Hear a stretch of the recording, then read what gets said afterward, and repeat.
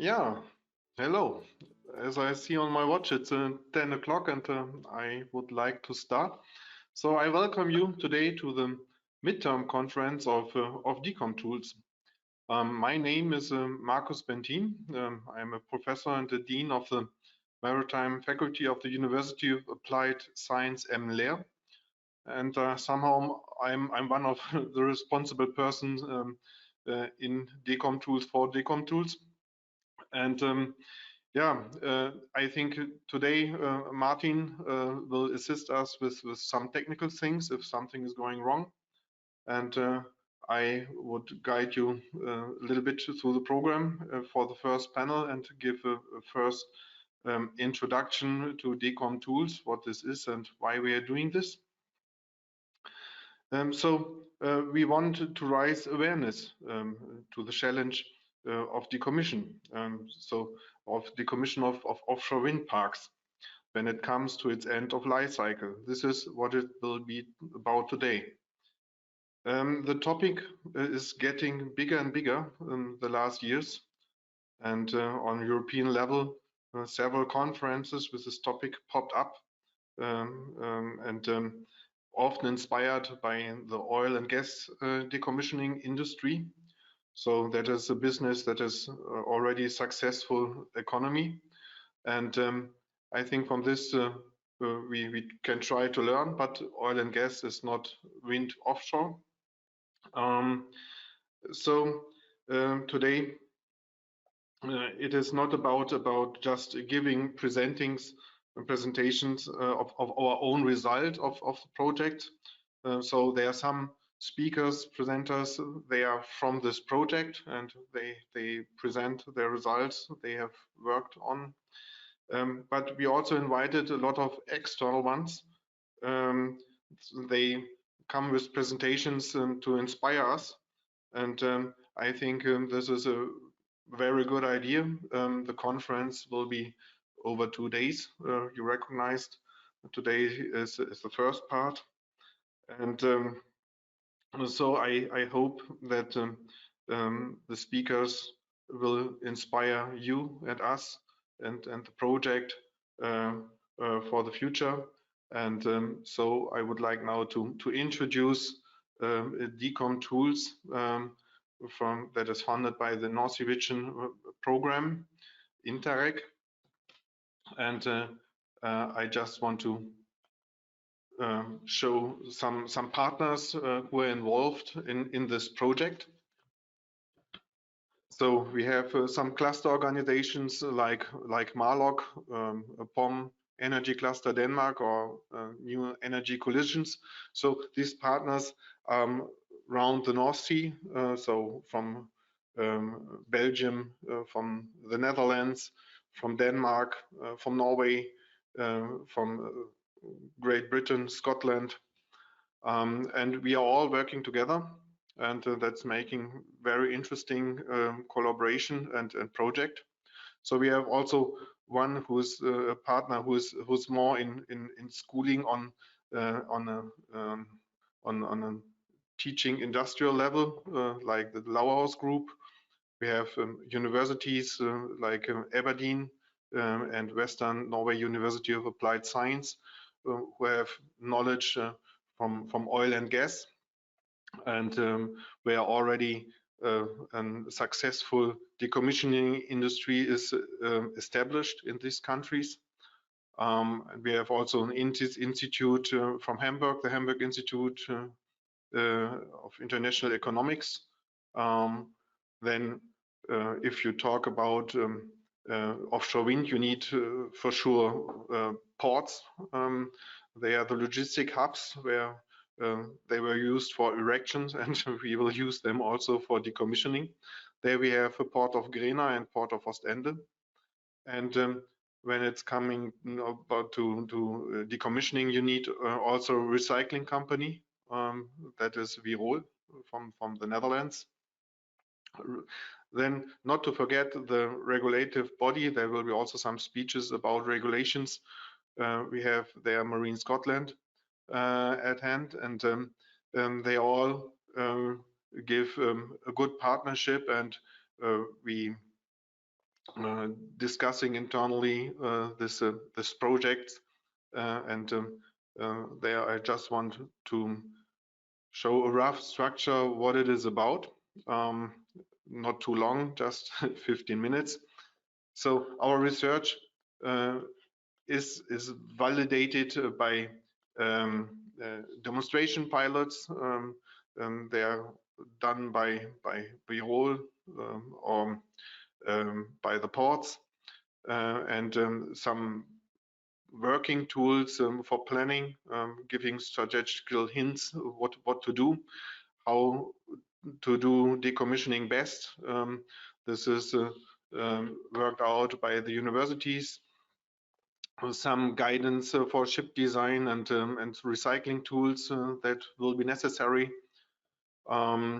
So it's innovative about innovations and already available technologies. We want to use also for offshore wind decommissioning. So if there's something already available, you will see maybe also today by the presentations, it's no need to invent new. But putting all together, I think that is the big major aspect of the decommissioning challenge, and that's what we try to do with this project.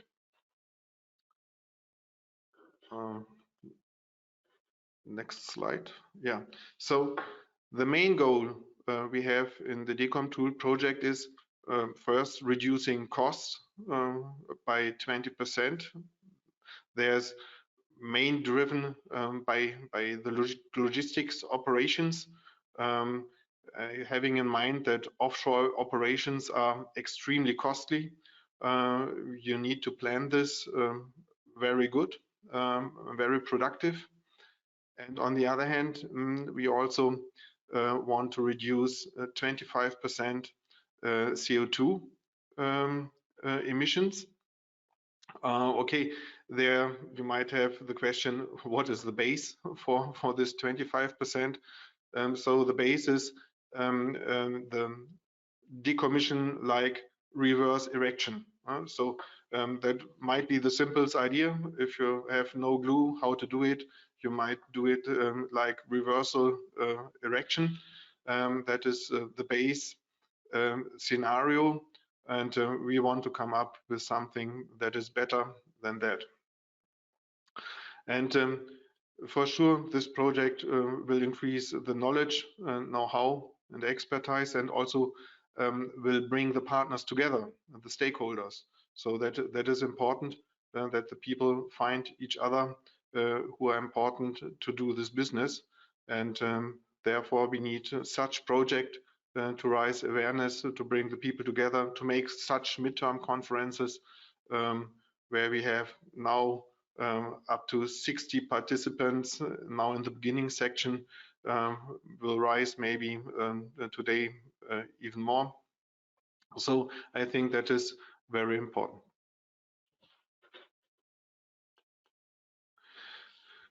So the structure of the project itself, it's maybe a bit more academic, but sure, we have several work packages, and we have some speakers from work package 2, and maybe then the next, no, not work package 2, work package 3, market analysis, impact on regional economic development. This is important just to see how big will be the market and how important it will be. And then you need also an exploitation plan, what to do with all the results, that it's going into public, that the people know where are the potentials, how to make business out of this. So this is what we are supporting with these projects. And on the other side, we have the more technical work packages, where it's more work package 4 about more engineering things, about process optimization, and work package 5 where it's more about logistics things, how doing better, calculating with logistical simulation, how things will develop, and to see where are the bottlenecks and how to make it better. And work package 6, where it's about recycling and dismantling questions, how to reuse parts, and also question of repowering and these things are worked out in this work package. And this is also somehow how we organize a little bit this conference. So each panel gives some points reflecting somehow this work packages. Not work package 1 and 2, these are the boring ones. So what we want to achieve within 4 years. So we want to have a concept study of required vessels and ROV tooling. So they are also ROV available today, maybe can be the same, maybe some more fancy things needs to be. Then the design decision support system, long-term farm planning support. So what giving hints, what might be the designer think about when he's designing a new wind park. He should have decommissioning in his mind. A product model representing the decommissioning process and simulation. So that is important. If you want to do simulation, you need to know what to talk about. Then one big part is also with Virol recycling wind turbine blades. So this carbon fibers, what doing with this? It's not just a challenge for offshore wind, it's also a challenge for onshore wind. So the market is even bigger. And realization of a port infrastructure, extension of offshore decommissioning, and a case study dismantling small wind farm. This is where we want to show how this might look like and where are the challenges, and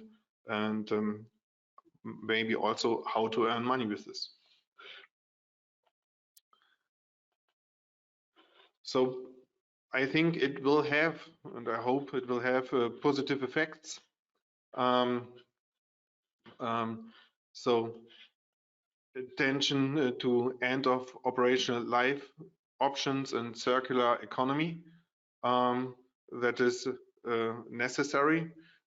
Developing recycling concept that minimize the environmental footprint. That is what we promise to reduce CO2. So the environmental footprint is more limited to CO2. Developing a sustainable logistic concept, minimize cost, elaborating an exportation plan, and also I think there will be a panel where it's also about repowering offshore wind farm will be developed. There's also some question, what do you understand with repowering? Is it more lifetime extension you're thinking of? So where is the difference between this? And public policy learning and rising awareness, very important. So I think we will have Cecile in the next panel. She's talking about regulations, and if you go into this, you have the feeling that some policymakers need to think about this, and providing practical know-how for the decommissioning process. So this is what we are hoping to deliver in the end. And now I see that I'm nearly through with this 15 minutes. So I kept my time, and I would like now to hand over somehow to the next panelists. So we have now the panel Decommissioning Market Legal Framework. This is what's about, and it's organized in that way that first the three panelists will give their speech. I will each time after one is finishing introduce the next one. And if you have questions, there's a question box on your right hand. If you have the fear that you forget questions, please put your questions there. But don't forget to whom you want to ask this. I will see these questions then in the end, and after all three panelists are through, we have a Q&A session, and then we do the questions and answers. So, but now I want to say hello and to introduce Mr. Ivan Komosanak from Wind Europe. He's coming from the consultancy sector at Ernst & Young. Ivan is working since 3 years as an analyst at Wind Europe. Most of his work is related to national policies and end-of-life issues and the wind energy sector. And here Ivan is the author of many Wind Europe publications, including the annual wind energy statistics. So I think most of you know Wind Europe. And today he's talking about repowering and decommissioning of offshore wind in Europe. And I think that will be a very interesting presentation. And now I would like to hand over. So Ivan, it's your floor. Ivan, please turn on your audio. There it is. Thank you. Thank you, Marcus. You have the floor. Thank you. Thanks for the introduction. Yeah, I'm Ivan Komosanak from Wind Europe, the trade body representing basically every actor involved in the wind sector in Europe. Today I'm going to talk about a bit about repowering and decommissioning, but focusing on offshore wind. We've been working quite a lot on onshore, but today I hope we're going to, let's say, open some questions and discussions on offshore wind that are really due to be discussed now. So just a short introduction about Wind Europe. We have more than 400 members. Many of them you're very familiar with. It ranges from the wind turbine manufacturers like GE, Siemens Gamesa, Vestas, Enercon. Then you have the developers. Again, you're familiar with most of them. The utilities, quite involved with ports. Many ports are within our ports platform at Wind Europe. And so we cover a very broad spectrum of the wind sector. We also work a lot with financials, advisors, research institutions, universities. So we follow a lot of things that are happening in the sector in Europe here. And yeah, we're glad to join this discussion and let's say start the spark in offshore decommission. Let's talk a bit briefly about just to mention the wind sector, how it looks in Europe. This is based on our 29 statistics. So we had more than 200 gigawatts installed in Europe, covering 15% of the electricity demand.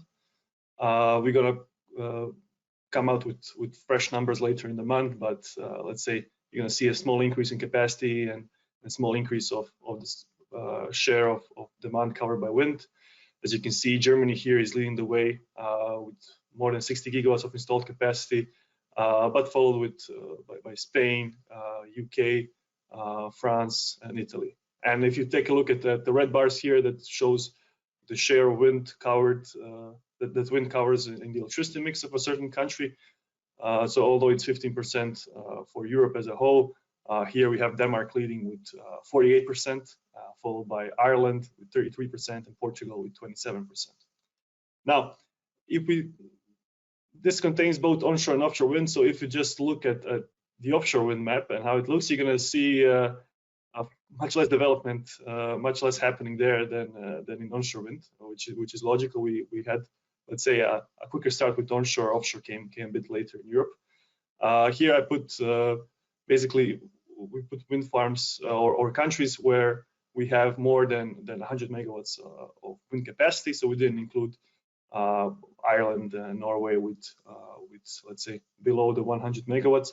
And here you can see it's only a handful of countries. The UK is leading the way, 10 gigawatts installed already. Actually, it's a bit more now. This is also 2019 statistics, covering 10% only with offshore wind. Quite remarkable. In Denmark, 2 gigawatts are covering 17% of the electricity demand, and Germany is doing okay compared to other countries with 8 gigawatts, more than 8 gigawatts covering 5%. So this is the situation. These are the countries we're going to be focusing a lot because they're the pioneers in offshore wind. So we're going to talk a lot about those three, plus the Netherlands, plus a bit on Belgium, also Sweden to a lesser degree. But what is the future for offshore wind? Now it being, we saw perhaps our publication that we installed 2.9 gigawatts in 2020. So yeah, that brings us to some 26 gigawatts. But the future is quite bright for offshore wind. Currently, we are looking towards 2030 of increasing that capacity significantly to 111 gigawatts in Europe. While to 2050, that should increase to 450 gigawatts. So there is a very big growth. A lot of questions are already being posed. Do we have enough space to allocate those 450 gigawatts? There will be necessary, let's say, cross-sector collaboration. We have to work with sharing the space with maritime users such as fisheries, shipping, military. So let's say every surface counts, every square kilometer. So we have to also make sure we use the most of the old assets that come to their end of life. Now, if we take, I think Marcus already mentioned it a bit in his intro, but one thing we also like to talk about is basically terminology. So what do you classify as repowering? What do you classify as lifetime extension? Here you'll see two different articles, both saying, yeah, we had repowerings happening in Europe. The left one in Spain, where Canatech turbines were replaced by the new Nordex turbines.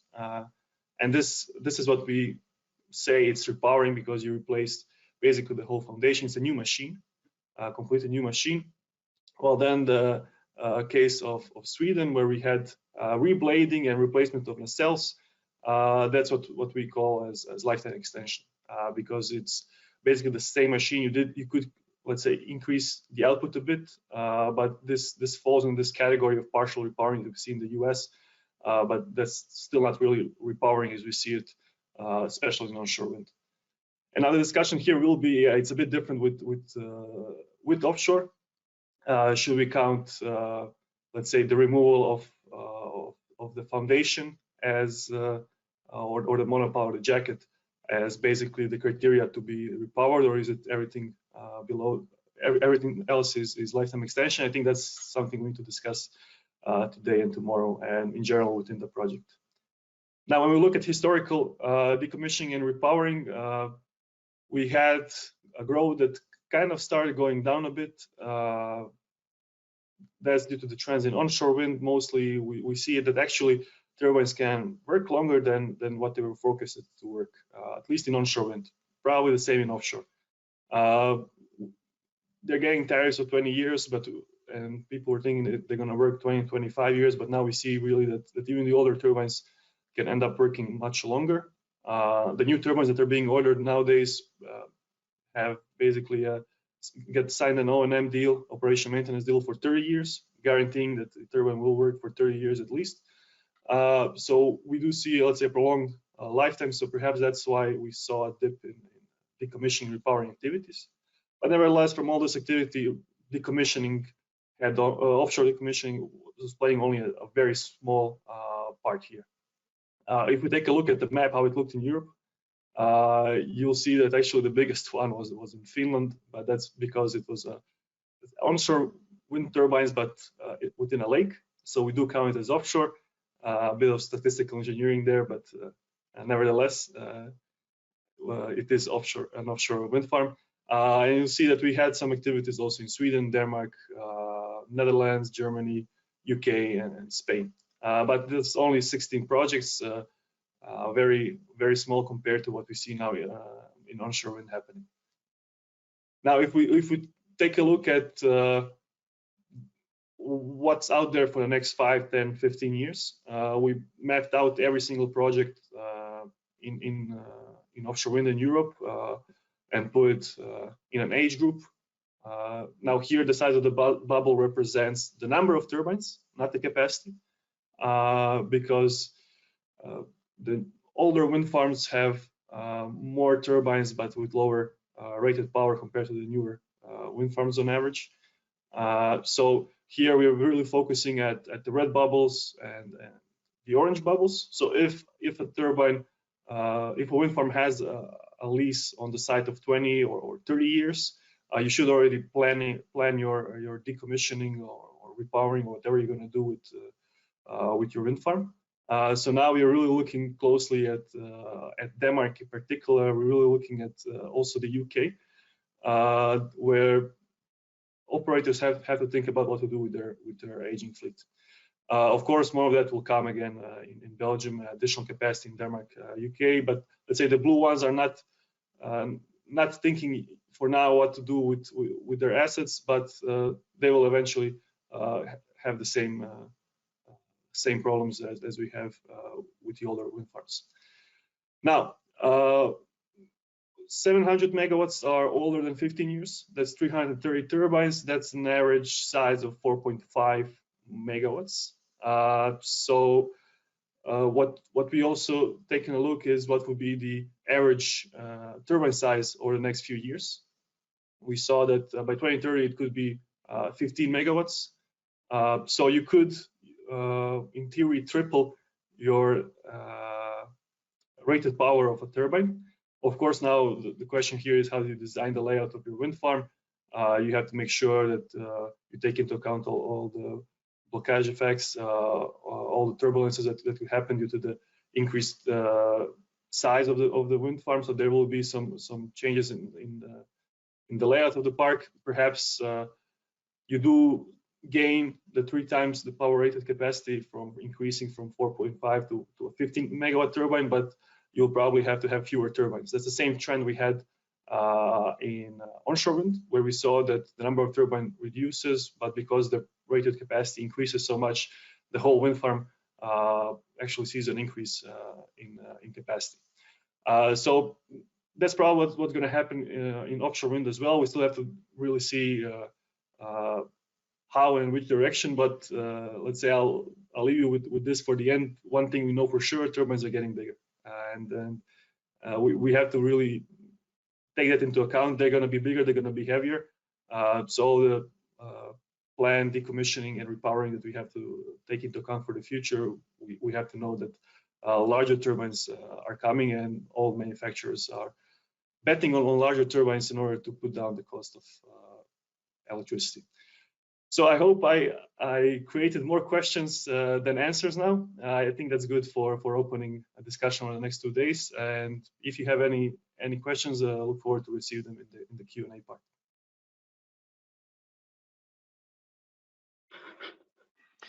Yeah, Ivan, thank you for your very interesting speech. So I think it shows the potential we have, and it shows also the challenge and the importance. Please, if you have questions, please write into your question module somehow on the right side for the Q&A session afterwards. Now I would like to introduce Miss Cecil Nieuwhout. She is a postdoc from Rijksuniversiteit Groningen. Cecil is a postdoc researcher at the Groningen Center for Energy Law and Sustainability at the University of Groningen. Her background is in energy law and European law, and she just finished her PhD on the legal framework for offshore electricity in the North Sea. As such, she also has a broad experience about the rules applicable to decommissioning, and I think I just hand over the floor to you, legal aspects of decommissioning of offshore wind farms. Please, Cecil. Thank you very much. I'm just opening my presentation still for a moment, which is taking a bit longer than expected.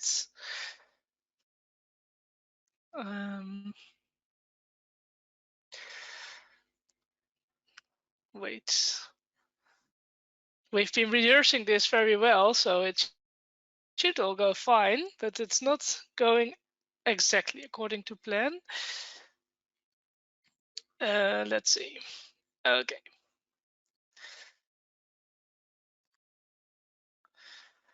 And you're still able to meantime, choose it, to select it, Cecil? Are you still able to select the screen, the presentation? I think by There now it you is. should be There it able is. to see. Yeah. And full Yes, screen, great. then you're good to go. And yes, here we go.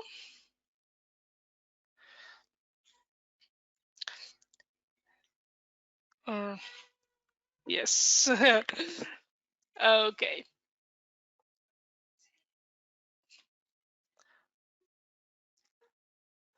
I guess it's still Monday morning for my computer. You Well, might while have a lot of the graphics. So, yeah. indeed, Go yeah. ahead. While the PowerPoint is still loading, I will already quickly indeed introduce myself. As Marcus just mentioned, I'm a postdoc researcher at the University of Groningen, and offshore wind energy has been the topic of my PhD research over the last 4 years. I'm still currently working on energy law research, but this is one of the topics that has been a subject of my PhD research. So about this short talk, I would love to say a lot more about legal aspects of decommissioning than I can in this short time. So I will just give you a short introduction to the legal aspects on international law level. But of course, there's a whole spectrum of national law about decommissioning as well. And if you would like to know more, this is a link to my dissertation, and there's a lot of extra sources in that work, so you can have a look there if you want to know more. Okay, so first a general introduction of decommissioning at sea. What's the purpose of decommissioning? Maybe that's a good thing to start with. The guy in the back here is Hugo de Groot, Hugo Grootjes, and he made a doctrine about mare liberum, so the sea is free. And this is about basically all states that would have equal rights to the sea, to use the sea for navigation, for fisheries, for whatever. This is the 17th century, so lots of things have changed since then, but the principle of the free sea is still somewhere there in international law. Well, next to the idea that the sea should be free, so if you make an obstacle like an offshore wind farm or another installation, you should also remove it again if you don't need it anymore. There's also the purpose of safety of navigation. Of course, it's dangerous if you have lots of installations in the sea that you're not using. And you can think of ecological reasons as well, but this is also subject to debate. I will come back to this in a later stage.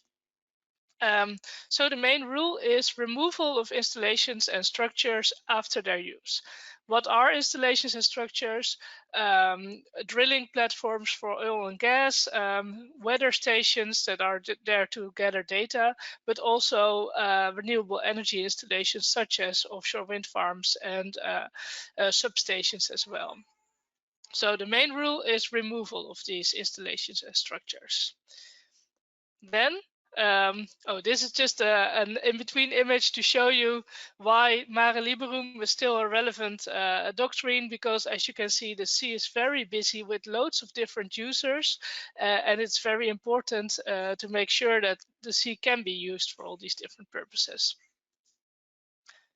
Okay, if we go into more detailed rules about the removal of installations and structures, first of all, there's the IMO, the International Maritime Organization Resolution A672 from 1998. And that says that abandoned or disused offshore installations or structures should be removed unless they are in very deep water or they are very heavy, and they do not cause unjustifiable interferences with other uses of the sea. This is from well, the 1980s, and since then a lot of things have changed, but for many parts of the world this is still the most recent law about decommissioning. Another rule that's very important below: if the existing installation will serve a new use, including enhancement of living resources, it can stay. So that means basically that if the installation is used again, like repowered or well, used for another purpose, then it can just stay. But also if it's used, for example, as an artificial reef for ecological purposes, it can stay as well. So this gives a very broad range of reasons why you can depart from the rule that abandoned or disused installations should be removed. The IMO is valid for the entire world, but if we go to OSPAR, there's a specific treaty for the Northeast Atlantic. Then there's a more specific decision, 98.3, which is about offshore installations that are disused. What's very important is that this does not include the parts of the installations that are located below the surface of the seabed, and also anchor-based things that are related to floating offshore wind installations. So it must be noted that these rules, both IMO and OSPAR, were made with the idea of offshore oil and gas stations in mind, because when they were made, it was not really the time of offshore wind yet. At the time of OSPAR, there was just a few offshore wind farms out there, and I think nobody could have imagined how many of them there would be by 2021, let alone 2040. But OSPAR was made after the Brent Spar incident. I don't know whether it is known to you, but this was a big case about the dumping of an old gas platform in deep waters. So rather than bringing the old installations to shore, the idea is that if you tow it to deep sea and you just let it sink off, then you basically cause less environmental damage. Well, this is disputed by many environmental organizations and led to a famous case of Shell revoking its own decision about what it should do to Brent Spar. And well, after this incident, the countries decided that dumping or leaving in place of installations is in principle not allowed, unless, again, there's an exception. Significant reasons are there why alternative disposal is preferable to reuse or recycling on land. So basically this gives states some leeway to decide otherwise than the general rule, but still the general rule is that you don't leave your installations in place and you just bring them back to the shore once you're done with them. What's very important, I think, is that these rules, as I mentioned already, are made for oil and gas platforms. And they have specific technical requirements. So we can wonder now whether the rules that are there for oil and gas should also just be applied one-on-one to the offshore wind sector or not. In principle, the rules are applicable to the offshore wind sector, but it might be that we can think of specific things that could be different for offshore wind. I think what's very important, for example, is that we look at how the rules could be improved. And one thing I found, for example, in the IMO guidelines already, so from 1998 already, is that design for decommissioning has somehow a small place in the rules. So no installation should be placed unless entire removal is possible at the end of the lifetime. So this is about the removal of the installations, but I think we could go one step further and not only talk about removal of installations, so bringing them back to shore, but also about waste management of disused wind farms. So if you already say in the rules that you want wind farms to be designed in such a way that they can be dismantled or removed upon the end of their lifetime, but also that the different parts can be recycled or reused in a certain way, then you make sure that the amount of waste that we create as countries is not going to rise until the end of the North Sea. And this is one thing, for example, where I think that the current policies could be improved. And that's not all, because I would like to show you some other things that I think are gaps in the current rules. So what's not in the guidelines? So in general, the guidelines are applicable to offshore wind energy, the installations and structures. But as I already mentioned, the parts below the seabed are excluded from this. And if you look at an oil rig, you have some parts below the seabed, and they go very deep, of course, because of the oil or gas well. But if you look at offshore wind farms, it's not just a few small parts that go deep into the seabed, but you have thousands of them. And this might change the equation a little bit, because of course the technical experts will also say this, that basically it's very expensive to remove the parts that are there below the seabed. But if it's really expensive, does that mean that we should not do it? Or should we only do it when it is becoming a burden for the sea, for the seabed, for example, or when the existence of the previous monopiles in the ground can hinder next uses of the sea? If that's the case, for example, then it might be that removal could be better than keeping everything in place. Whether this is the case or not, I think should be debated further, but it should be there somewhere in the policy what the rules are about the parts below the seabed, especially because there will be thousands of them. Similarly, the rules that I just mentioned are about the decommissioning of installations and structures. And it is generally ruled that submarine cables and pipelines are not part of installations and structures. They have their own rules in the law of the sea. But does that also mean that the decommissioning rules are not applicable to cables and pipelines? If that's the case, and I think it is the case, we should also debate whether this is an acceptable situation or whether we also want to change the rules here.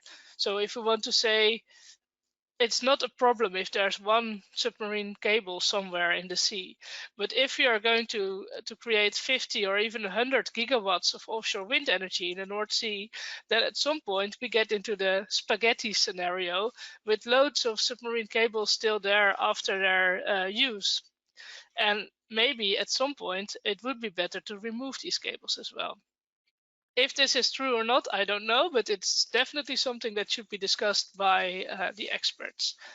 And then third is the tension that there is between, on the one hand, if you have lots of old offshore wind farms, especially the foundations, they can serve as artificial reefs. So they can create a whole new ecological area for fish and other creatures to grow. But they are foreign to the area, so it could be that there are also ecological developments that you wouldn't want in the area. In any case, whether you want it or not, it should be decided also what should be done with these artificial reefs at the end of a lifetime of a wind farm. Should they be destroyed when the wind farm is taken away, or should there be some kind of assessment? So if it's a very valuable reef, it should stay, and otherwise it should go, or what should be the rules about this? I think there's definitely some space to improve the rules about this specific point as well. And finally, closing this presentation, I think a big hurdle is that what I just talked about is the international rules. And as you see already, there are some gaps in it, but it's relatively clear. But if you go into the national policies and national laws for decommissioning, things can be very complicated. So this can be a hurdle to the companies that are busy with decommissioning. And it might be discussed whether a bit more uniformity about the rules on decommissioning wouldn't be better to make it more clear what the legal framework is, and also to bring down costs. Because if the standard for decommissioning is different in every country, this also brings a lot of extra administrative burden. So with that, I think I would like to close this presentation. I think much is already included in the guidelines, but there's lots of room for an update concerning offshore wind. It would be good to include design for decommissioning, and it should be debated whether the inclusion of parts below the seabed and cables and pipelines should be in the rules as well. So with that, I would like to close the discussion, and I'm very open to questions. Here's my email address if you have any further questions. Yeah, Cecil, thank you. So that was a great overview about international legislation for decommissioning. I think really interesting. And I would have a lot of questions, but please write the question into this question window maybe on your right side hand. And we will come then to this in the Q&A session after we have listened to Mirko Kruse. So Mirko is the next one. He is the junior researcher at Hamburg Institute of International Economics. Mirko holds a master's degree in sustainable economics and management and works as an economist at HWWI. His primary fields of research are environmental and regional economics and include research fields such as offshore wind, circular economy, or the economic potential of hydrogen. And he's presenting his results from the DECOM Tools project. He worked there. And his title is Growth Opportunities of Offshore Wind Energy and Decommissioning in the North Sea region. Mirko, the floor is yours. Thanks a lot. Hopefully you can all see the screen or not. Not quite sure. We can indeed. We can indeed, Mirko. You're good to go. Yeah, sounds good. Great. Thanks for the introduction. As Markus already mentioned, my name is Mirko Kruse. I'm working at the Hamburg Institute of International Economics. I'd like to talk with you about growth opportunities of offshore wind and decommissioning in the North Sea region in the next 15 minutes. So what I'll be doing is, yeah, there it is. Just talk a bit about why offshore wind matters. I've already heard about that topic a bit. Then about decommissioning, about practical challenges, finalize with a conclusion. Just a small note, since the findings that I'll be presenting, the figures, the numbers are an output of a EU-funded project. All the findings, all the figures are publicly available on the project website, so you don't need to take any screenshots or something. I'll give you the source afterwards where you can access all the information. First of all, the obligatory information about my institute. The Hamburg Institute of International Economics is an independent economic research institute. We actually have two branches, a larger one in Hamburg, a smaller one in Bremen, both in northern Germany. We're working on different main areas of research, such as energy and environmental topics, international economics, urban regional, mostly doing application-oriented research, and we're involved in various different European cooperation projects, Interreg North Sea, Interreg Baltic Sea, Horizon 2020, Interreg Europe, you name it. So Interreg North Sea, their DECOM Tools is one of our projects.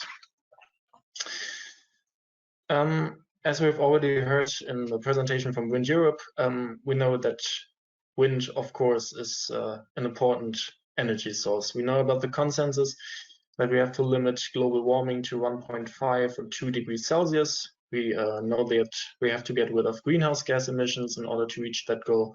And we know that we have to transform the energy sector in order to get rid of fossil fuels as a source of greenhouse gas emissions and substitute them with renewable energy. In this context, we see that wind energy particularly is flourishing right now. You can see on the figure on the right-hand side that we have a steady growing trend in wind energy on a global basis. So it's not a European phenomenon, but right now the wind energy has become a multinational industry. We've seen some significant job effects. Still looking at Europe as the focus of the conference, the DECOM Tools midterm conference right now. We see that Europe has been a front runner in offshore wind energy. But we also see that other countries, other regions of the world are catching up in recent years. For instance, in North America, the US, or several Asian countries, such as Japan, India, China, Taiwan. Yes, though Europe is a front runner, but we see some serious catching up in other regions. If you shift your attention to the figure on the right-hand side, you can see the most important countries in Europe in offshore wind energy. They're mostly located in the North Sea region. As you can see, you might ask yourself why Sweden is not included there. Well, we see that the focus of Sweden in terms of offshore wind is more on the Baltic rather than in the North Sea. So that's why we left them out. You might also ask yourself why Norway is included then, since the capacity is quite limited right now, 2.3 megawatt at the moment, coming from a small test site offshore wind. Yeah, we see that actually right now the capacity in Norway is quite limited, but the development potential is significant. So that's why they included there. And these countries are also the partner countries in the Interreg project DECOM-Tools. You can see that in all countries, in almost all countries, we have a growing trend in terms of offshore wind. But it becomes more interesting when we don't look at the past development or the status quo of offshore wind, but when we look at the right now kind of non plus ultra, the highest installed capacity, which is to be found in the UK right now. So we see that right now we have about 10 gigawatts of offshore wind being installed in the United Kingdom. But when we set this relatively high number in relation to the planned capacity, we see that it suddenly becomes relatively small. So the non plus ultra, the 10 gigawatt of today, become more of a standard at the end of this decade, seeing that countries such as the Netherlands aim for the same number of over 10 gigawatt in 2030. We see that Germany, for instance, until 2030 goes for 40 gigawatt. And until 2050, we're even talking about 75 gigawatt in the United Kingdom. So yeah, right now offshore wind is already an established industry, but the growth opportunities are significant. There's also come some new dynamic coming in from the Green Deal. The European Commission has introduced recently.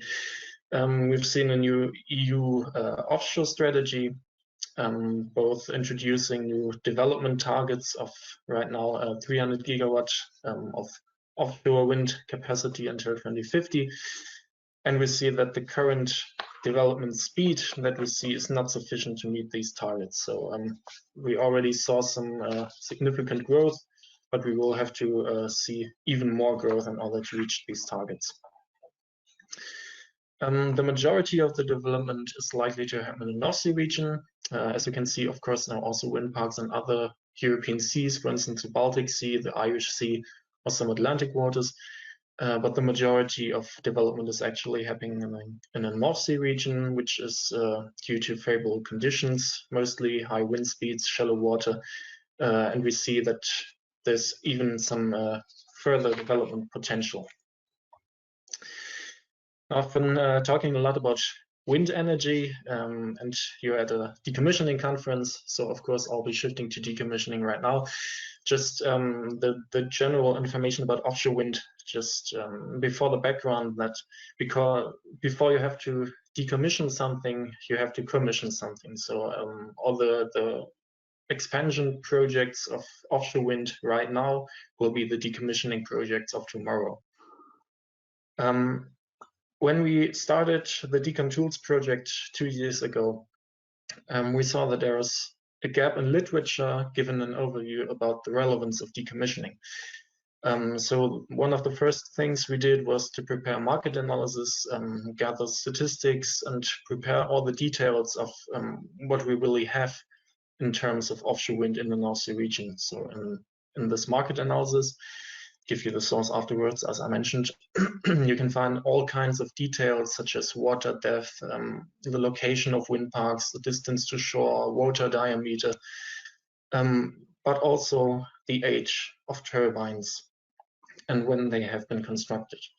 So if you shift your attention to the figure on the right-hand side, you can see that the countries who started the offshore business in Europe, in the North Sea region, were Denmark and the UK, starting relatively early in the mid-90s or in the late 2000s, while countries such as Germany entering the market in 2004 and the Netherlands entering in 2007. So you can see kind of the national cycles of offshore wind in this figure, and we see a rising trend about over all countries. But of course, this figure also tells us that those countries who've been a pioneer in offshore wind logically also have the oldest wind farms right now. So these countries will be the first ones having to deal with decommissioning. And that's where we produced another figure. Now this one shows when we expect offshore wind turbines in the North Sea region to be decommissioned. This figure has the assumption of a lifetime of 20 years of a wind turbine, which is kind of an average. We've just recently heard that newer wind turbines have a much higher life expectancy than 20 years, going for more about 30 years. We see from past decommissioning projects that there are some offshore wind parks operating longer than 20 years. We also see some with decommissioned even before reaching the 20 years time. So of course, going for 20 years is a bit speculative. Going for an average there, and in certain cases might be different, since lifetime, of course, determined by different factors such as mechanical attrition or public subsidies, potential for newer wind farms. So yeah, the 20 years are a bit of an average. But when you look at the figure, we see basically 2 cycles of decommissioning coming up. Not meaning to say that decommissioning is a topic of tomorrow, but we're already right into the first cycle of decommission. So the projects are already happening, not on a really large basis. Numbers are quite limited right now, but still we've already entered the decommissioning market. The first cycle, you can see the numbers until 2023, talking about just over 100 turbines in the North Sea region having to be decommissioned in that year. So relatively limited. The numbers remain low over the next years, but then suddenly at the end of this decade, 2030, we're talking about 1,000 turbines per year. So we have the paradox situation that we know that decommissioning is a viable business opportunity. It's a serious market for companies, but not right now, not in the short term, rather than the midterm. So it makes it a bit complicated to know about the development, but not being able to reach the benefits in the short term. Excuse me. We are so lucky that we can look at experiences from other decommissioning projects. So first of all, of course, we can look at decommissioning of oil and gas structures. We've been decommissioning for longer years than offshore wind. And of course, first decommissioning projects of offshore wind parks have also been conducted. One of these examples, just to give you a small insight, to raise some questions and to show the challenges of decommissioning, is the wind park Vindeby in Denmark. Was the oldest offshore wind farm, indeed, erected in 1991. Was decommissioned in 2017 after being operating for 27 years, so immensely long. And when they decommissioned that wind park, actually they saw that documentation from the construction phase was not on point. So it wasn't clear which materials have been used. It wasn't clear how much concrete was used for the foundation. And during the actual decommissioning process, showed that there was actually a much more massive foundation than expected. So it isn't that clear what to expect when you decommission a really old structure. And also that makes recycling complicated. So it wasn't clear which materials have been used from the composite materials in the blades, for instance. So it wasn't that easy to recycle them. And in fact, the blades haven't been properly recycled. They've been used for heating purposes, but not really resource efficient. Going more into depth of the practical challenges, there are some calculations about which costs to expect for decommissioning. A really old calculation from the UK expected about £40,000 per megawatt. This calculation has long been outdated. Newer calculations expect more, 100,000 or even 300,000 per megawatt. Of course, that depends on several factors such as the distance to shore or water depth.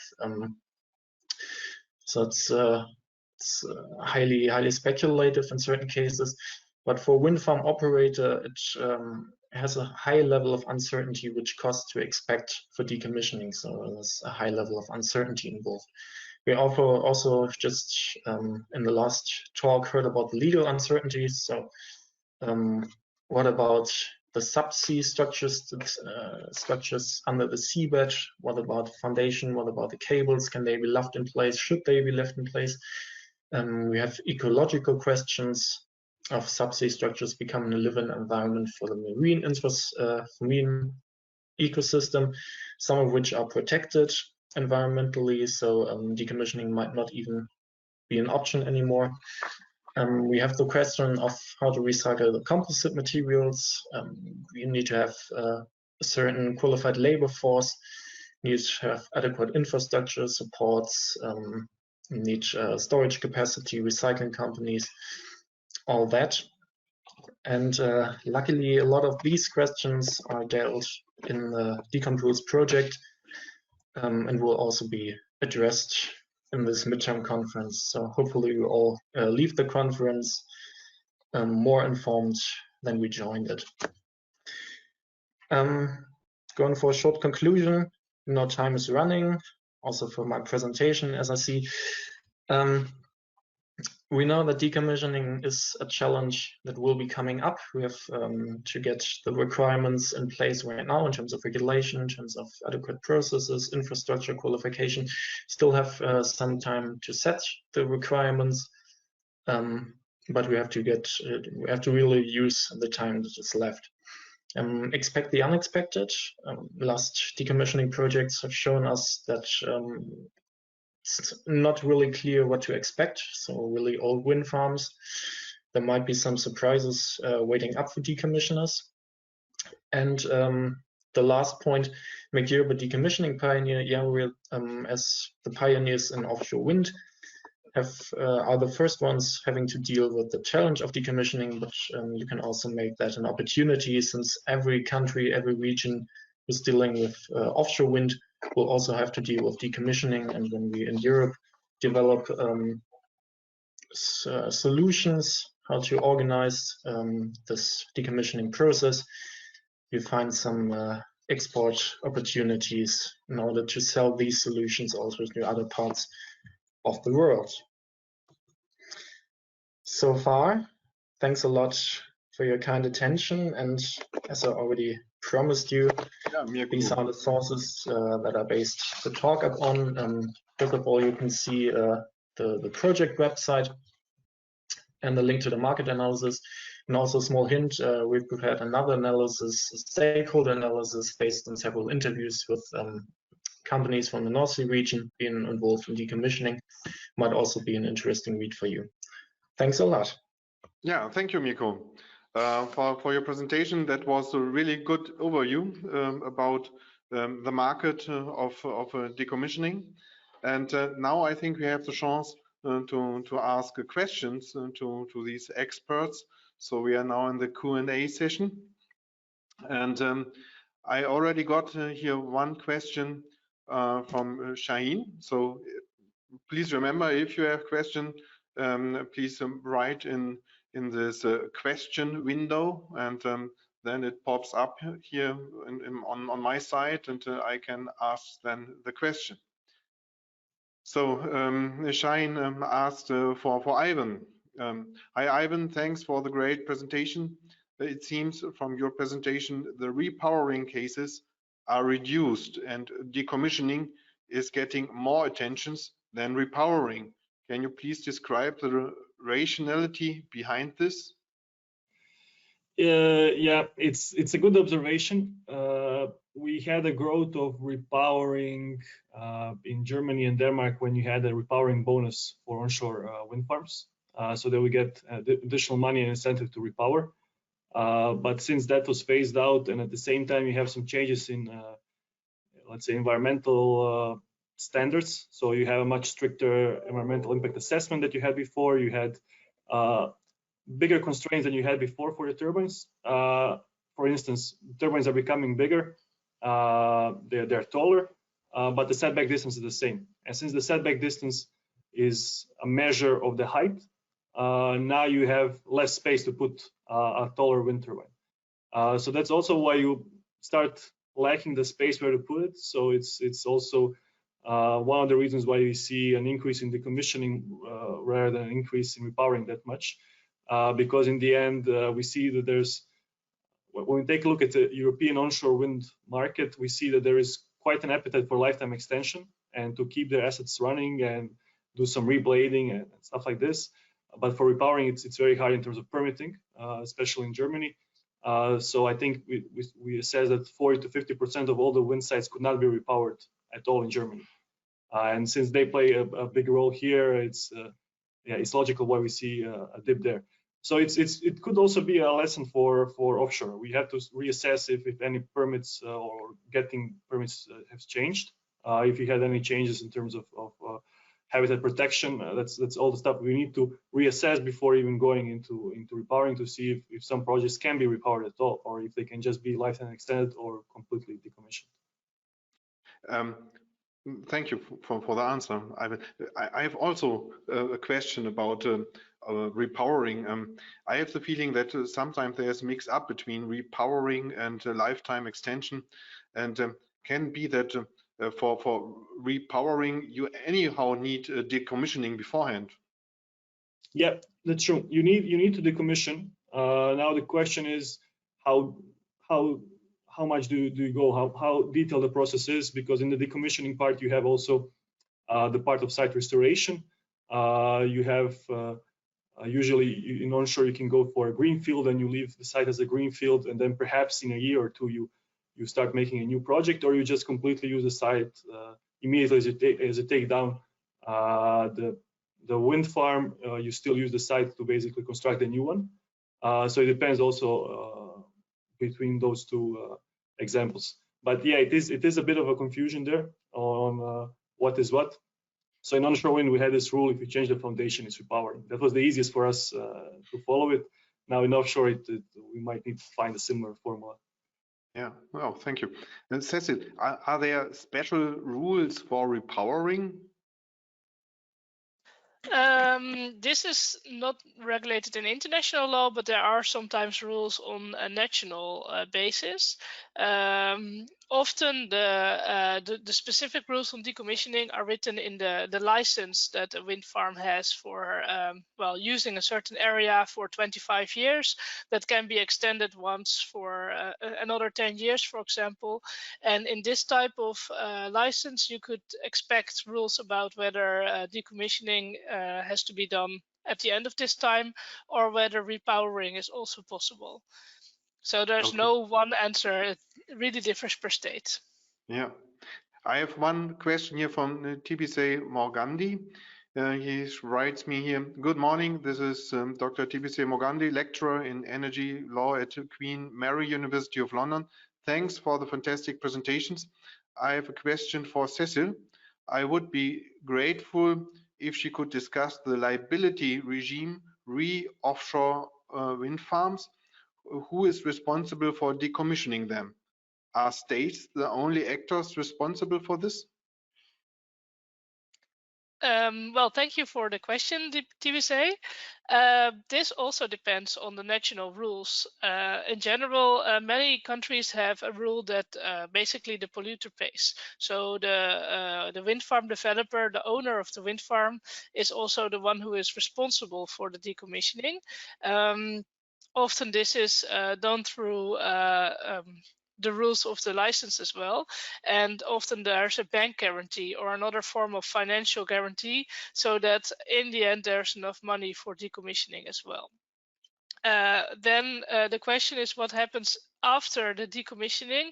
There might still be items in place, like for example the parts below the seabed are below the seabed at one point, but the seabed itself can also move, which can bring up things above the surface again, and it can differ between the states whether this should then be solved by the national authorities or the member states themselves, or whether this is still the responsibility of the wind farm, the former wind farm owner, basically.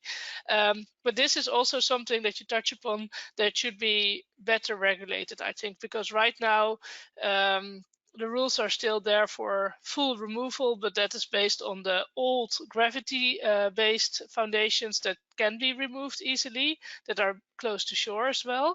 But right now, as we are going further and further from shore and with monopiles rather than gravity-based foundations, things change a lot. So this is something that should be updated in the rules.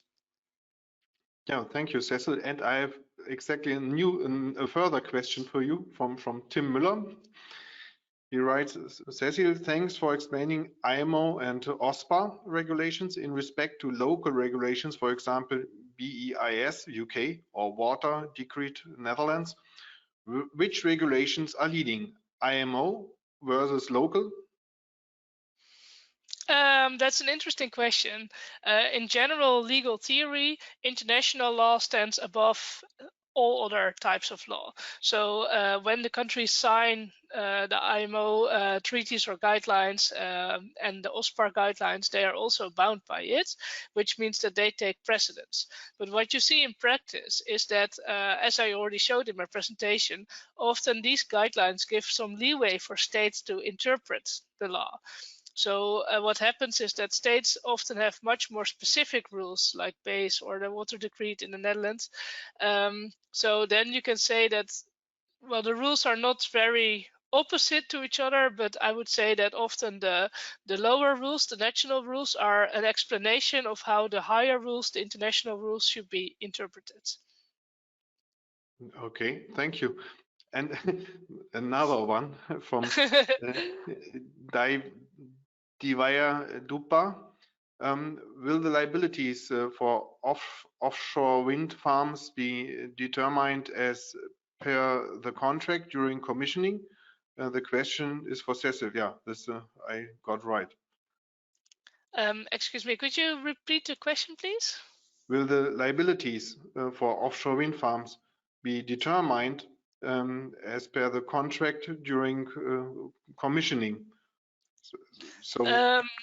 Yes, so often in the contract for the commissioning, so often the area lease or the agreement that a wind farm can be built in a certain area, there it is written that the wind farm should be decommissioned at the end of its lifetime, and that the responsibility for this lies with the wind farm developer.